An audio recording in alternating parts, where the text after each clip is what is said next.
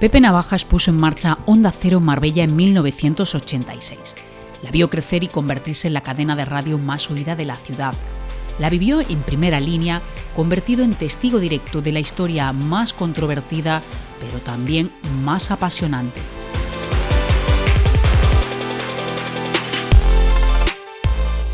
José Navajas, Pepe Navajas, conocido por todos, bienvenido a Numen. Muchas gracias, Eva, bien hallada en este caso, encantado de estar aquí contigo y con tus oyentes. Pues un placer. Vamos a hablar de muchos asuntos, de periodismo, sobre todo de radio, de política y hasta de Nueva York. Pero tu carrera profesional precisamente no empieza en el periodismo porque estudias Derecho. Sí, bueno, mi carrera iba orientada hacia otra forma, hacia otro sitio. Yo estudié entre el 71 y el 76, estudié Derecho en la Facultad de Granada, soy licenciado en Derecho, estuve ejerciendo como pasante, como practicante, estuve ejerciendo la profesión alguna vez y después cuando estaba haciendo mi servicio militar en las Islas Canarias, en Las Palmas, súbita e inesperadamente se cruzó en mi vida la radio y estuve trabajando allí por primera vez en una emisora de radio, y era todo para conseguir un poco de dinero para pagar mi alquiler. Estuve buscando muchos trabajos y apareció eso. Y eso cambió mi vida, ¿no? Cambió mi vida porque cuando yo terminé la mili, después de trabajar en la radio solo los fines de semana durante unos 12 o 13 meses, yo quería cambiar mi vida, quería olvidarme del derecho e intentar mi vida en la radio. Y lo peleé mucho hasta hoy, ¿no? ¿Cómo se lo tomaron tus padres? Porque eres el primer universitario de la familia. Sí, genial, genial. Yo nunca tendría palabras de agradecimiento a mis padres y además recuerdo que como yo estaba haciendo el servicio militar era en Las Palmas y además es donde empecé a trabajar en la radio, ellos vinieron a verme, no sabían nada de mi decisión y recuerdo perfectamente, hace tantos años, en el paseo marítimo de Las Palmas, les dije, mira, yo quiero intentarlo en la radio. Esto para ellos era duro porque yo era el primero en el árbol genealógico de toda la familia que era universitario. Ellos habían pagado una carrera con no poco esfuerzo y la verdad se lo tragó. Mi padre, recuerdo, se lo tragó y dijo, Pepe, tu felicidad es mi felicidad. Con eso fue suficiente, eso se te queda en la cabeza dando vueltas el resto de tu vida, ¿no? Hacías una radio eminentemente musical, muchísimas horas y prácticamente, bueno, pasando por todo, ¿no? Yo hacía los fines de semana, porque era una emisora muy peculiar, se llamaba Radio ECA y impartía clases. La fomentaba el Ministerio de Turismo, de Educación en aquella época. Te estoy hablando del año 77, 78, y entonces impartían clases y todo el archipiélago escuchaba y a través de las clases de la radio la gente pues examinaba y era como una escuela a través de las ondas, pero los fines de semana operaba como una emisora normal y corriente, entonces necesitaban a alguien que estuviera de 9 de la mañana a 9 de la noche. Y hacías de todo, eras el hombre del tiempo, el hombre del fútbol, el hombre de las canciones, el hombre de las necrológicas, el hombre de todo, eras un locutor de guardia. Y entonces esto fue lo que estuve haciendo y además recuerdo que mi primer programa, que tenía a mi lado a la persona que se iba del archipiélago, volvía a la península y fue la que me dio el relevo, yo tenía 40 de fiebre. Ese día coincidió eso. Y me dijo, venga, pa'lante, pa'lante, pa'lante, me tiró a la piscina y yo empecé a caminar y hasta con 40 de fiebre, si tienes el coco activado, lo haces. Es una gran escuela, desde luego. Es maravilloso, es maravilloso. Aprendes de todo. Absolutamente, y sobre todo que estás solo. Estás solo, no estás entre algodones, estás solo, sabes que te abre un micrófono y un montón de gente escuchándote y te equivocarás 1.000.000 de veces. El secreto radica en que al cabo de poco tiempo, si no te importa equivocarte, sabes que los espectadores tú estás en la situación que estás y te entienden y no se ríen ni nada de esto. Recibía muchas llamadas diciendo, te has equivocado porque has dicho Real Madrid 0, Tarraza 2. Con Z, digo, sí, ha sido una equivocación. no te preocupes, ya lo harás bien. Pero da muchísimas tablas, buen está rollo, claro. Siempre. Vuelves a tu Córdoba natal y aquí empiezas a trabajar en Cadena SER. Bueno, no fue fácil, porque yo, como quería trabajar en la radio, empecé a visitar todas las emisoras y todas las emisoras me denegaron, no tenía suficiente currículum o lo que fuera. Y entonces, con la carrera de Derecho terminada, empecé a preparar oposiciones de inspección de Hacienda. Podía haber terminado siendo inspector de Hacienda, pero yo me di cuenta que las oposiciones no eran para mí. Estuve un año así, pero al final de ese año, cuando yo terminaba de estudiar a las 9 de la noche, me iba a la FM de Radio Córdoba. Le decía, oye, mira, yo he estado en Canarias trabajando en la radio, ¿os importa que venga aquí a miraros? Era una FM muy musical, que tenía mucha vitalidad, era algo nuevo, con mucha fuerza en aquella época, y yo me quedaba alucinado viéndolos, ¿no? Entonces, poco a poco, a base de ir, le dije, oye, ¿por qué no me dejas una hora por la noche? Y tal? Venga, hazla. Y yo empecé con un programa que se llamaba Viejos Tiempos de la Música, era música de los 60, de los 70, y entonces poco a poco fui entrando hasta que ya al cabo del tiempo me hicieron un contrato, me quedé allí, hubo sustituciones porque hubo gente de locutores que tuvieron que irse a la mili, y entonces yo ocupé el sitio de ellos, y, en fin, y así fue como empezó mi carrera. Estuve 8 años en la cadena SER, ¿no? Podías haber tirado la toalla, está claro que tenías muy clara ya tu vocación y lo que querías hacer. Sí, además trabajando como 20 horas al día, a lo mejor cuando conseguí que me pagaran, a lo mejor por 40 pesetas a la hora. ¿Sabes cuánto es 40 pesetas? Claro, estamos hablando de qué año. Estamos hablando del año 79. Estamos hablando de años 78, complicados también 79, para trabajar. Sí. Años muy complicados. Hace mucho tiempo de esto, pero oye, había que vivir y bueno, y además con la cosa de que yo ya no tenía 18 años, había terminado la carrera, había hecho las miles, yo estaba en los 26, 27 años y tenía que buscar mi vida, había dicho no al mundo del derecho, y claro, yo tenía que buscar mi vida en la radio y seguir con ello porque era mi horizonte, ¿no? Naturalmente. Vendría el 23F que te pilló en antena. Sí, me pilló en antena. Estaba yo haciendo un programa, en Radio Córdoba tenía 2 pisos, una casa muy antigua, en aquella época. Tenía en la parte de abajo estaba la FM, la onda media estaba en la parte de arriba. La parte de arriba había un gran maestro de las ondas en aquella zona, en aquella época además, se llamaba Rafael López Cansinos, que era un clásico de la radio, y entonces bajó y me dijo, Pepe, música militar en Radio Nacional de España. Tú sigue como si no pasara nada. Y yo estaba presentando mis discos y haciendo mis comentarios y haciendo mis informaciones culturales que hacía de vez en cuando y tal. Y seguí. Y cuando yo terminé mi turno me fui a mi casa, pero me dijeron que habían venido gente de la Policía Nacional a la emisora esa misma noche, ¿no? Pero bueno, ya el resto ya todo el mundo lo conoce, ¿no? Lo que pasó aquella noche, la siguiente y tal, ¿no? Pero fue una experiencia inesperada, absolutamente inesperada, que me pilló bastante joven como para vivir un tema de estos, y que sobre todo yo todavía no estaba, era muy al comienzo de mi carrera y no estaba absolutamente implicado en el mundo de la información política, estaba más en el divertimento, en la música, temas culturales, temas sociales, que me atraía más, ¿no? Entonces el mundo de la política, aunque ya vivíamos una democracia plena, porque estábamos pues en el 79, en el 80, pues digamos que no me marcó de una forma definitiva, porque además no afectó a mi trabajo, yo seguí con mi trabajo. ¿Y cuando estabas aquí, cuál era tu horizonte? Cuando estaba allí, en Cadena SER. Marbella. Lo tenías clarísimo. Sí, clarísimo. Yo sabía, pero ¿sabes por qué? Porque lo que yo quería hacer, que al final terminé haciendo aquí, era que yo tenía una idea que era hacer una emisora internacional. Para mí eso era muy importante, me sentía vocación por hacer eso, ¿no? Y venía aquí a crear una emisora para los 300, 400.000 residentes extranjeros y hacer programas en inglés y en lenguas escandinavas y en alemán. Y eso no lo hice inmediatamente cuando vine aquí, pero lo hice al final.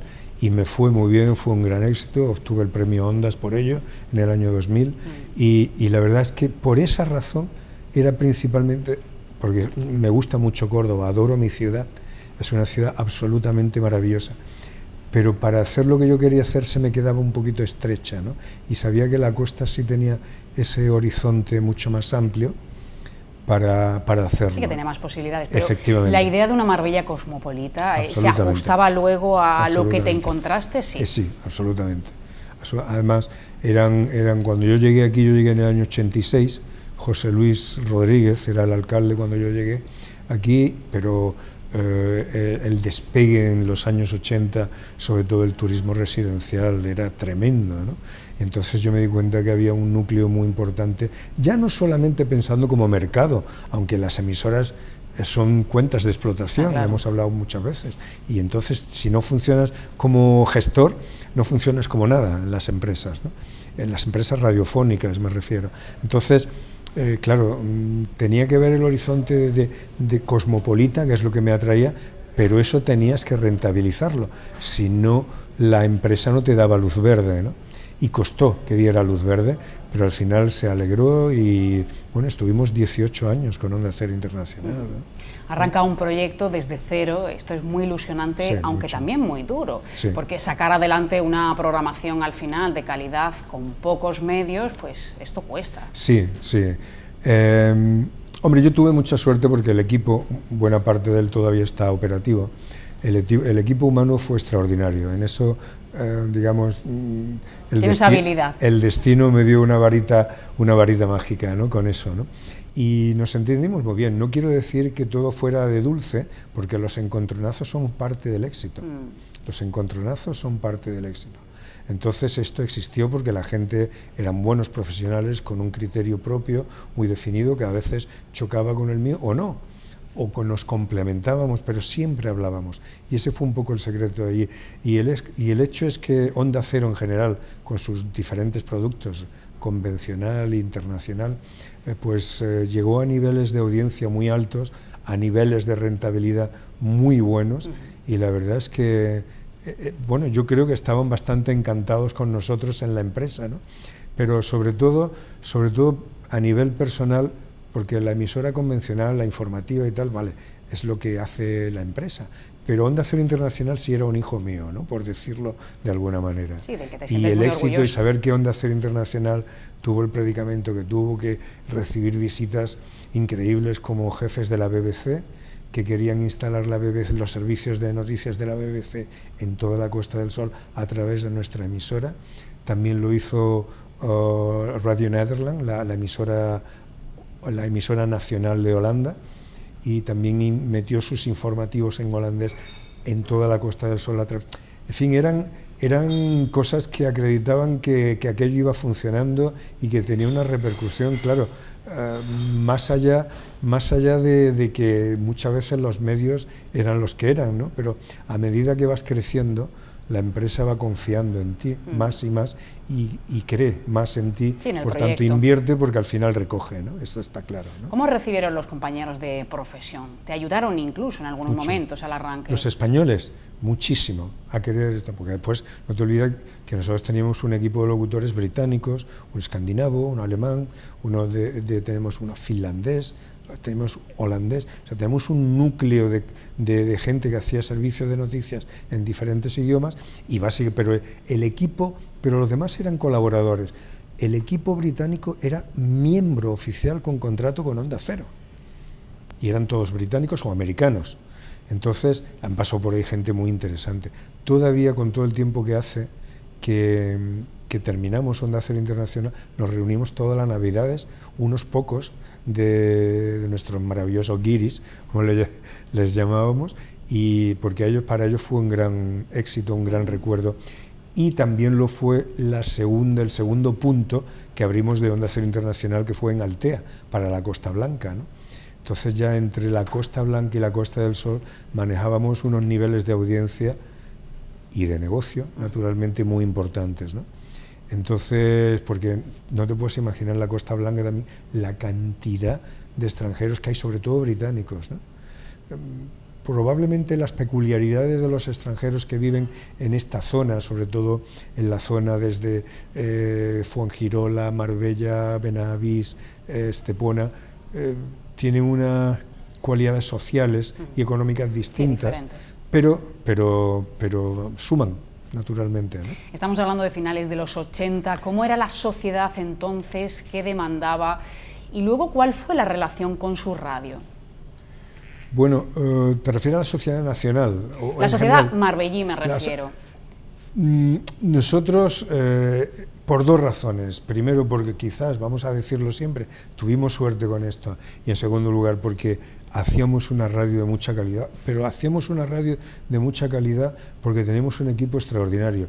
En absoluto sin desmerecer a lo que entonces, que llegaron mucho antes que nosotros, Radio Nacional, antes Radio Cadena, con los cuales nos llevábamos maravillosamente bien y que ha dado una serie de gestores también y de profesionales extraordinarios. Pero bueno, los niveles de audiencia estaban ahí, Onda Cero era líder y probablemente ellos tenían un corsé oficialista más. Nosotros éramos más libres, naturalmente, y creamos muchas más cosas, porque el equipo que teníamos era gente muy creativa. Estamos hablando, Concha, que todavía está, de José Antonio Nieto, de José Luis Salas, de tanta gente interesante que tuvimos, que la verdad hicieron que esto funcionara muy bien y que la gente se volcara mucho con nosotros en todos los niveles, en el nivel informativo, en el nivel deportivo, en el nivel de entretenimiento, en los programas que hacemos permanentemente fuera, no solamente con la radio convencional, sino también con la emisora internacional, que íbamos a hacer programas especiales, a lo mejor en Tívoli, a lo mejor y reuníamos casi a miles de extranjeros, y esto nos llenaba de una satisfacción tremenda, ¿no? Porque dice, joder, es que tenemos una audiencia en la que estamos solos, porque ninguna otra cadena tiene esta audiencia internacional, pero ver que respondían, y que además era una emisora española, ¿no? Con trabajadores no españoles y con idiomas no españoles, pero es una empresa española la que estaba haciendo este tipo de cosas, y eso proporcionaba mucha satisfacción, ¿no? En todos estos años han pasado evidentemente muchas cosas, llega el gilismo, el posgilismo.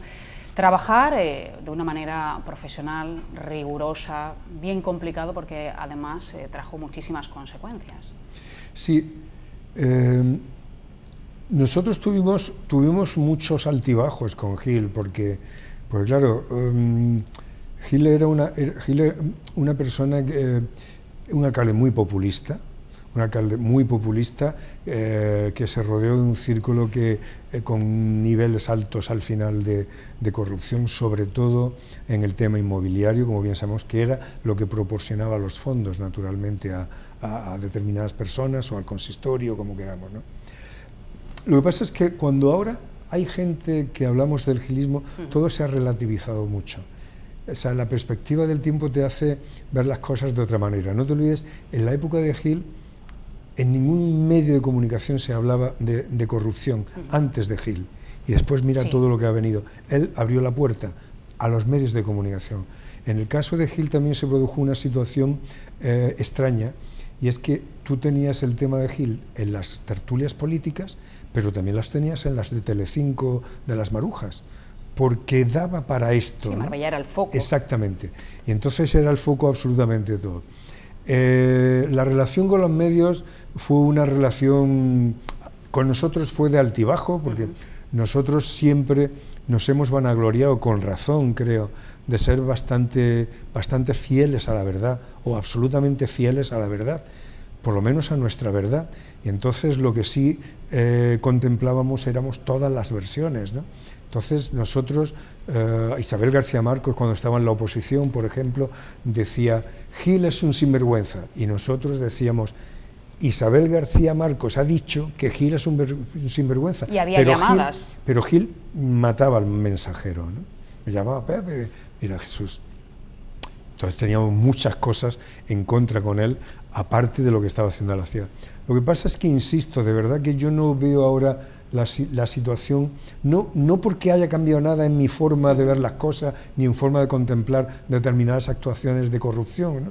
sino porque el tiempo relativiza todo.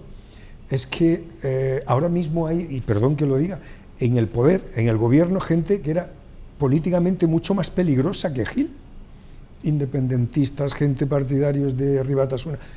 Y el mundo sigue sin fluir, pero en aquella época, como era el primer caso, bueno, y además que Gil cometió grandes,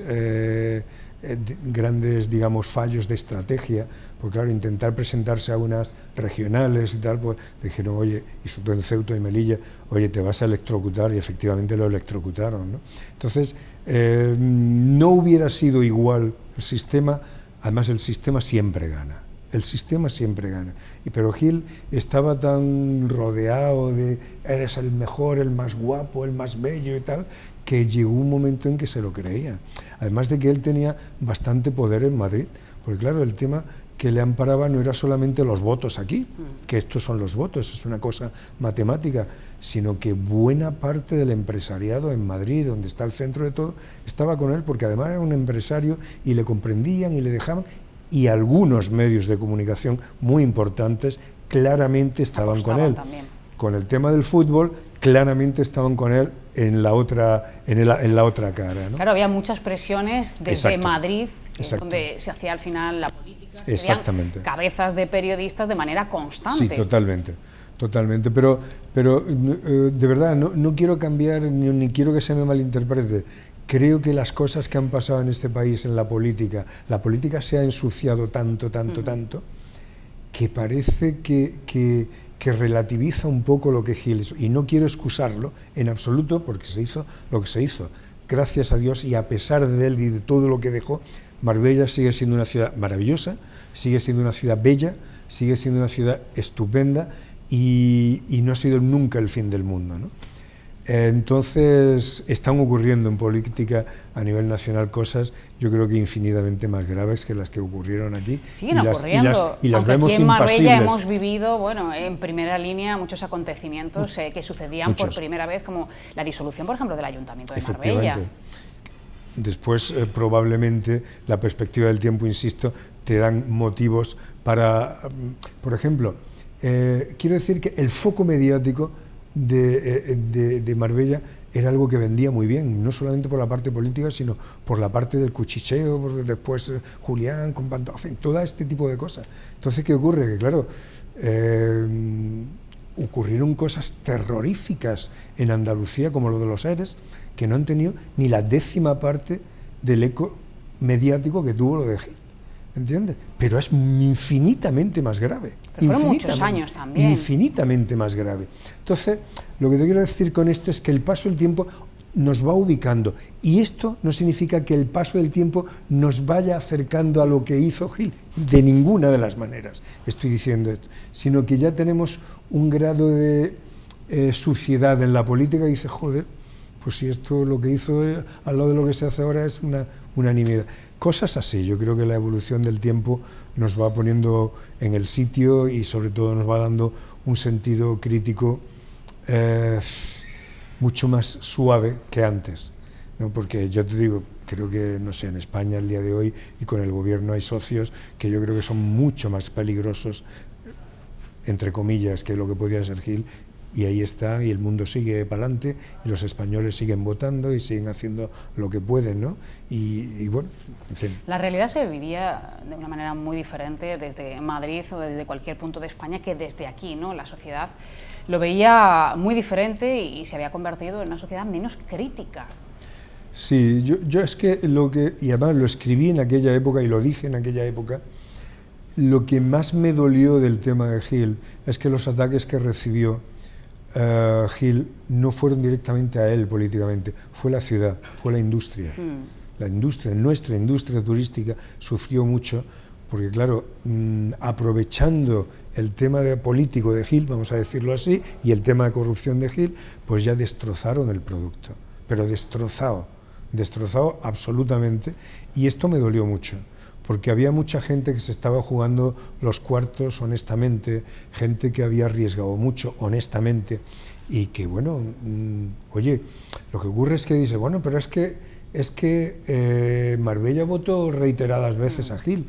es que la escala de valores de la gente, del ciudadano, es muy respetable. Es decir, lo que sí es verdad es que el taxista que antes hacía 4 carreras, cuando llegó Gil hacía 20, el que vendía 2 destornilladores ahora vendía 25, y entonces la escala de valores de mucha gente es que con este hombre me va mejor, yo lo voy a votar, sin mirar otro tipo de contemplación. ¿Esto es respetable? Yo creo que sí, porque estamos dentro de una libertad de voto, que tú puedes votar por la motivación. Lo importante es que votes. Pero ha costado la motivación muchos años quitarnos la losa tan enorme, y luego también ese San Benito, esa imagen que tremenda, que fue tirada por los suelos. Que además el final del gilismo con lo de, que ahora lo están revitalizando, lo de Julián con Pantoja y tal, esto nos dio una audiencia y una imagen pésima. No se merecía el esfuerzo, sobre todo de la iniciativa privada que se había hecho en Marbella a lo largo de años, no se merecía esto. El esfuerzo que ha hecho este hotel, por ejemplo, este hotel que se ha renovado 20 veces y ahí está, habiendo sido uno de los grandes clásicos de los años 60 y está ahí, puntero, en línea puntero. El esfuerzo que ha hecho la iniciativa privada en Marbella siempre ha sido extraordinario, y aquellos ataques iban directamente a la línea de flotación de este esfuerzo, ¿no? Y eso a mí, como ciudadano y como medio de comunicación de aquí, me dolía, ¿no? Más allá de los temas de corrupción y toda la historia, esto era algo más allá del tema político, ¿no?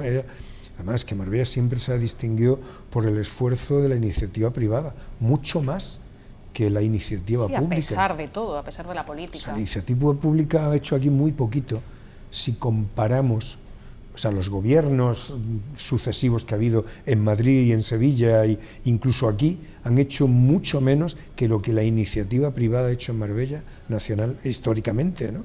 Y esto fue dañado, muy dañado, con esta campaña en aquella época, ¿no?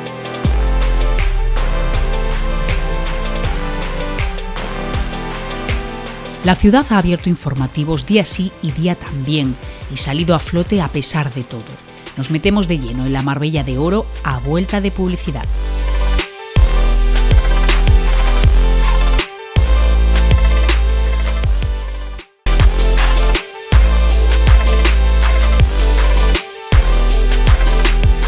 Por esta ciudad han desfilado personajes y profesionales únicos e irrepetibles.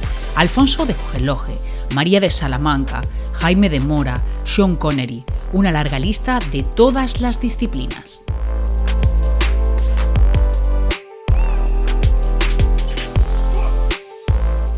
En Marbella, por tanto, hemos vivido lo peor, pero también lo mejor. Han pasado personajes absolutamente relevantes. Sí. ¿Con cuáles te quedas? ¿Cuáles te han marcado?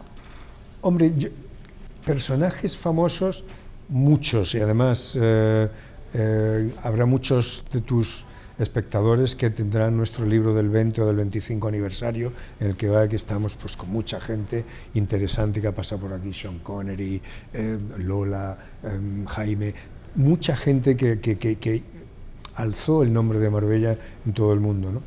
Pero ¿sabes lo que me gusta de Marbella también? Un poco la Marbella anónima. O sea, el tipo de gente que ha venido a invertir su vida en Marbella, y está ocurriendo mucho tras la pandemia. Sabes que están subiendo las ventas inmobiliarias extraordinariamente en Marbella porque la gente se ha dado cuenta que el mundo ha cambiado, que ya necesitan sitios con naturaleza, con servicios y tal, y es Marbella uno de los sitios privilegiados. Se están vendiendo casas además de muy alto valor, gente está diciendo con mi teletrabajo y toda la historia lo voy a hacer donde yo quiera, no quiero estar en el centro de Múnich o en el centro de Oslo, o no, quiero irme a vivir allí con mi teletrabajo y en Marbella, al lado del mar, al lado del... y el virus que venga a atacarme si es que puede, aquí, porque allí me atacaba más probablemente. Esto quiere decir que Marbella no ha perdido valor como un gran centro turístico residente, de residente extranjero.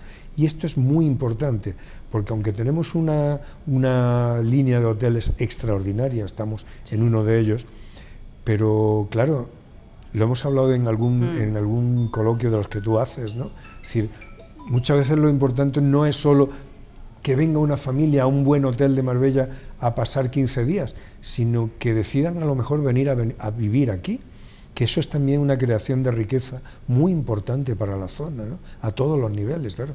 No consume lo mismo aquí una persona que viene 15 días que pasa aquí 6 meses, y eso es un ingreso de riqueza para nuestra comunidad, ¿no? Entonces, yo creo que Marbella está todavía ahí. No lo digo con el chauvinismo de muchas veces, de muchos reportajes que hemos visto a lo largo de los años. Marbella, lo más bonito del mundo. Yo no lo digo desde este punto de vista, simplemente... pero yo creo que ya empezamos a creerlo. Pero yo creo que incluso nunca ha dejado de serlo, ¿no?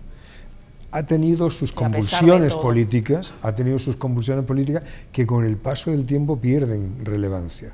Tu generación ha sido una de las que más cambios tecnológicos ha vivido. Absolutamente. Yo creo que hemos sido una generación, te lo puedo demostrar con mi vida en la radio, ¿no? Yo he sido locutor desde finales de los 70, los primeros 80, y la tecnología era de tener aquí un par de Revox y tener que poner la publicidad, un carretito aquí, y mientras este sonaba yo liaba el otro y rebobinaba este para que sonaba este. O sea, era una radio absolutamente artesanal. Discos de vinilo, yo he pinchado millones de discos de vinilo en mis programas musicales, y cuando llegó el CD, joder, ¿y esto qué es? Y el CD, y fuimos, cuando yo estaba en la SER en Córdoba, fuimos de las primeras emisoras en tener un reproductor de CD, y me acuerdo que el primer disco en CD que yo tuve fue un disco de Elton John, que lo emitimos y lo dijimos: estáis escuchando, esto ya no suena, el cri cri que oís mucho, eso ya no suena nunca más.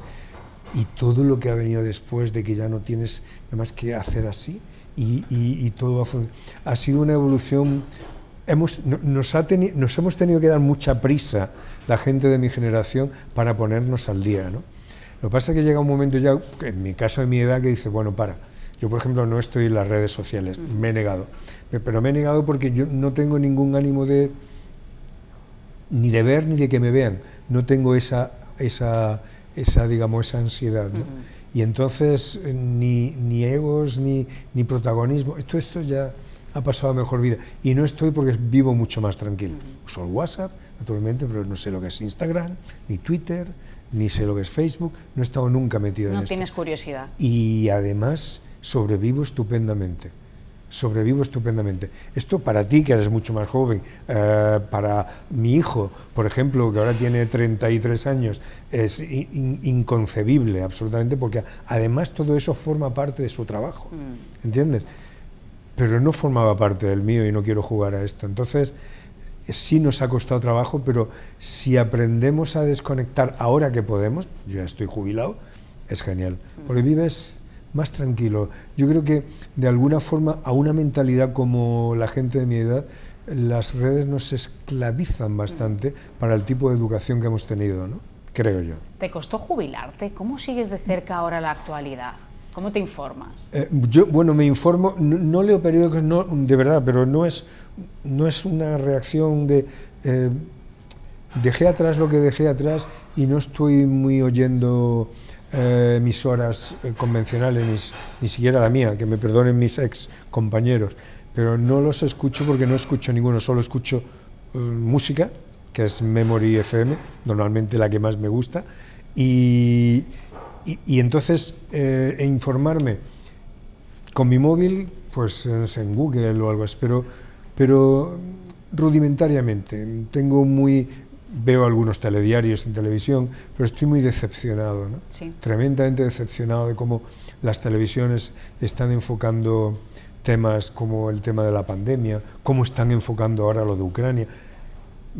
Es que da pánico verles, da verdadero pánico oírles, y seguro que la verdad es de pánico, pero no necesitamos tanto pánico, necesitamos una verdad, no exacerbar la verdad, ¿entiendes? Y creo que en esto se están pasando los medios, me lo has oído decir además en nuestras tertulias, pero el pánico genera muchos ingresos también.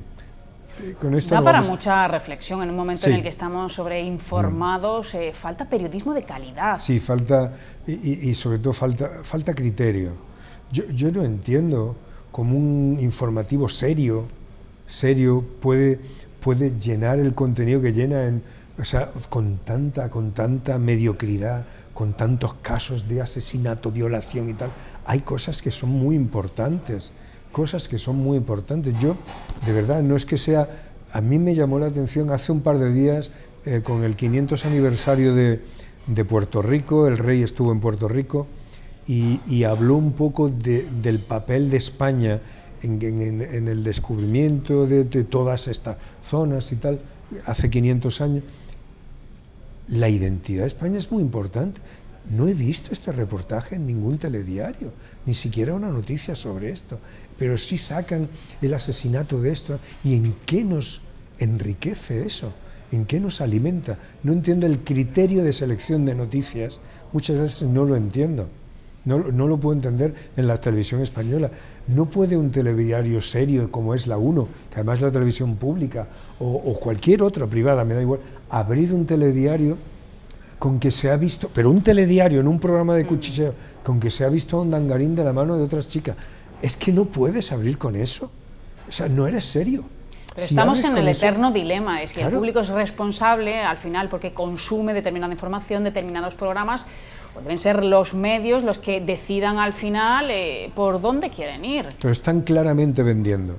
Tú me has oído decir en las tertulias muchas veces... Se ha convertido en todo venta. Que la gente piensa que generalmente los medios son la justicia, la verdad, la independencia. Son cuentas de explotación. Detrás de esos periodistas hay unos jefes que le están diciendo: si me haces esto así, vas a ganar más que si lo haces de esta manera. Así que hazlo así, que vamos a ganar más dinero. Es una cuenta de resultados al final. Es una empresa más. Pero esto, la CNN y cualquiera de nuestras cadenas. Entonces, no nos engañemos. Por eso hacen unos telediarios tan, para mí, absolutamente inesperados. Me gustaría que informaran de verdad y se dejaran de pánico, se dejaran de cuchicheos. Pues dice, ¿quién ha seleccionado las noticias para que salgan estas? Hay 600 noticias y tienes que elegir 5. ¿Quién ha elegido estas 5? ¿Cuántas cosas pasan en el mundo a diario, tan importantes? Increíbles. Y nos quedamos... Increíble. Ahí. Y además es que, no sé, y generar pánico.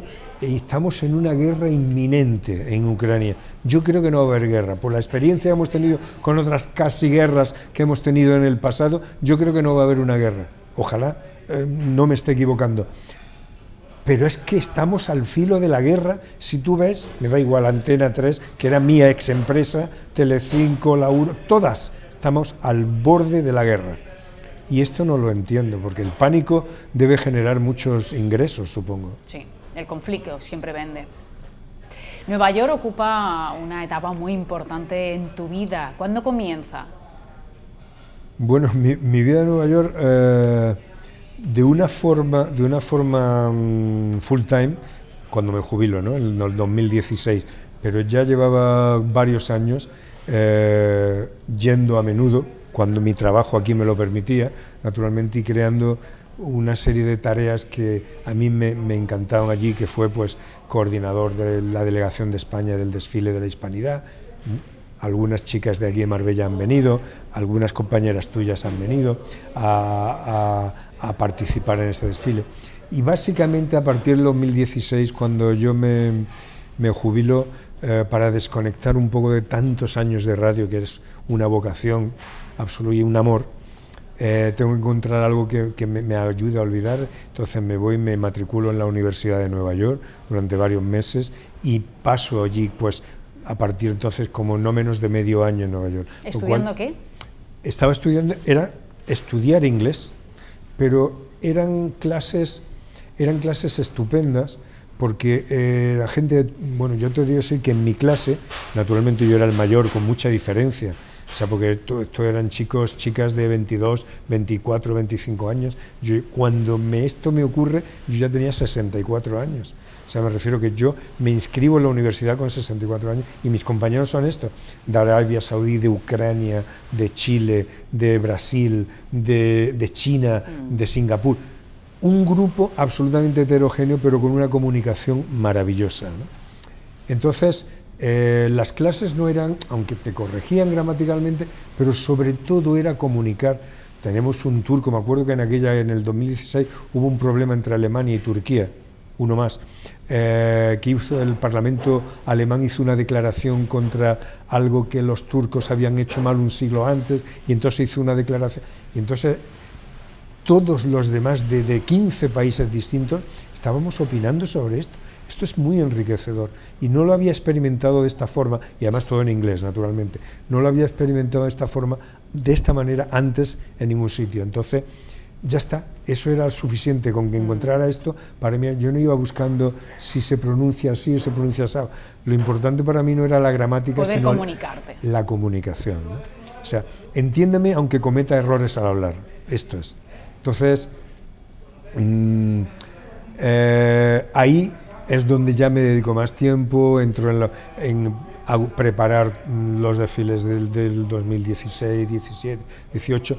Tengo un accidente, el 2019, de moto que me hace perderme la edición del 19, y me tiene varios meses en la cama, y a continuación empieza la pandemia, con lo cual hacía 2 años y medio que no iba a Nueva York, pero he ido ahora recientemente, hace 2 meses, justo el día que nació Omicron, la nueva variante, porque yo viajé sin saber lo que era Omicron y me enteré allá a las 24 horas todas las cadenas, y bueno, iba solamente una conexión de hacer un contacto de 10 días, visitar amigos y tal, y me volví 4 días antes porque las restricciones empezaron a aumentar, ¿no?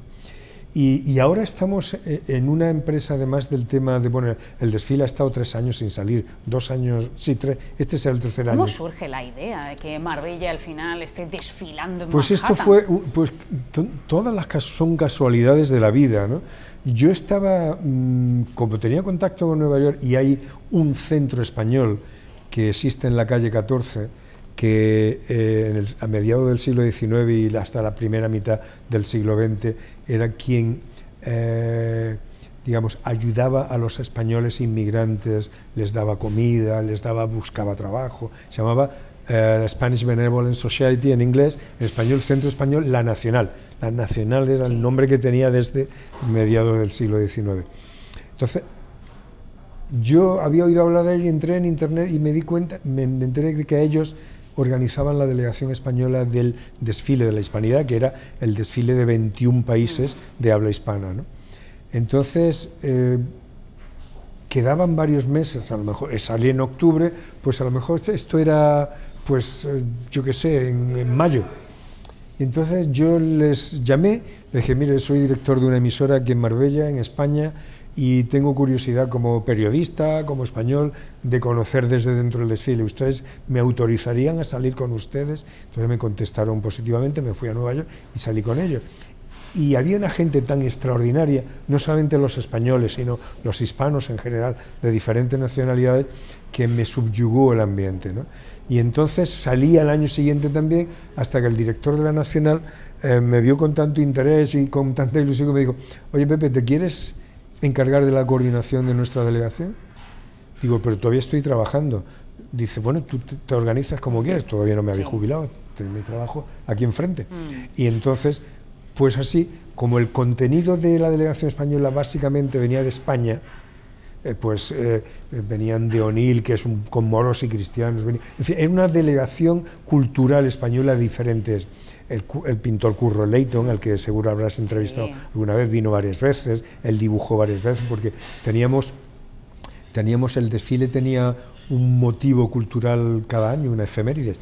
El centenario, el 5º centenario, o el no sé qué centenario de Cervantes, y él hizo un Cervantes y lo desfiló también con el centenario, el aniversario del Guernica, y él hizo un Guernica, en fin.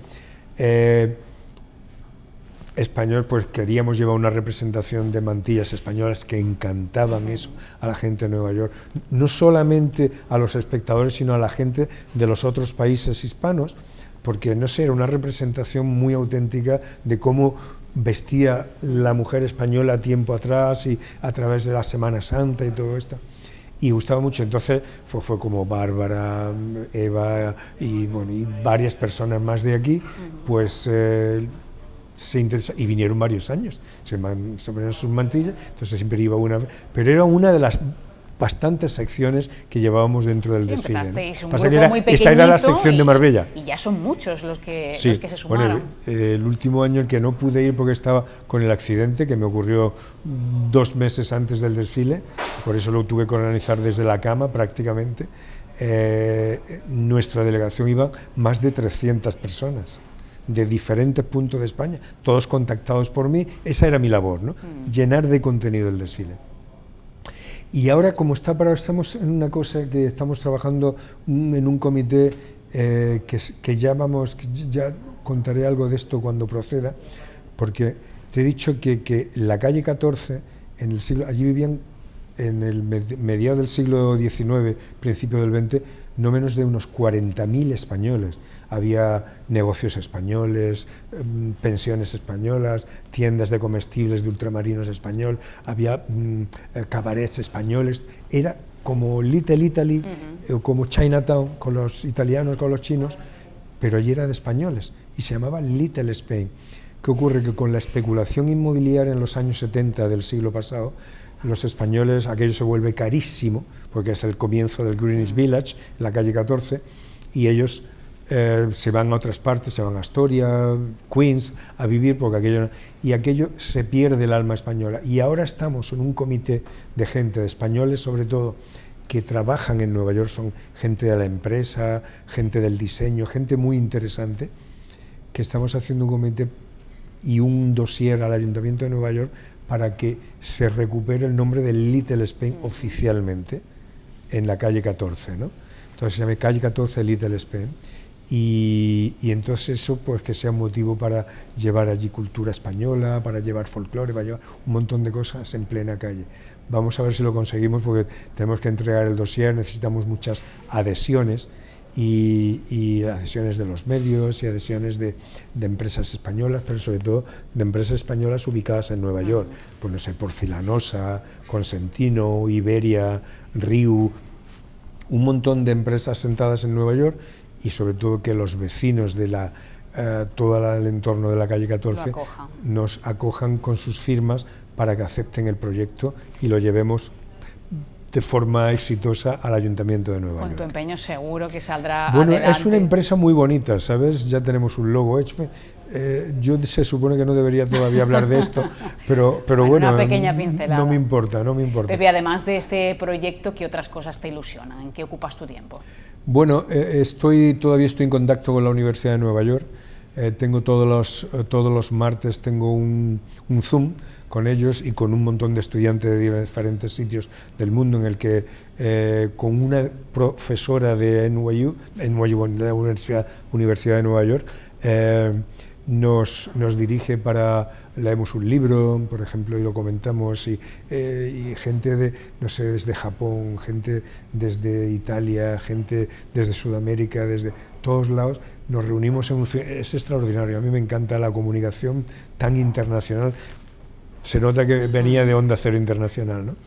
Y todo este tipo de cosas me encanta, porque es un punto de vista muy, muy diversos. Esto me interesa mucho, ¿no? Ten en cuenta que ahora todas las actividades son o han sido, primero por mi accidente, después por la pandemia online, ¿no? Entonces, desde este punto de vista sí tengo mucha actividad de comunicarme con gente, y lo que tengo ganas de hacerlo de forma presencial, como lo estoy haciendo ahora contigo, ¿no? Es todo lo que tengo mucha ganas, de que el mundo se vuelva normal otra vez más, ¿no? Sí. Pepe Navajas, muchas gracias por compartir este tiempo con nosotros. Ha sido un verdadero placer, Eva, y nos veremos, ¿no? Seguimos hablando. Eso es. Hasta pronto. Un placer.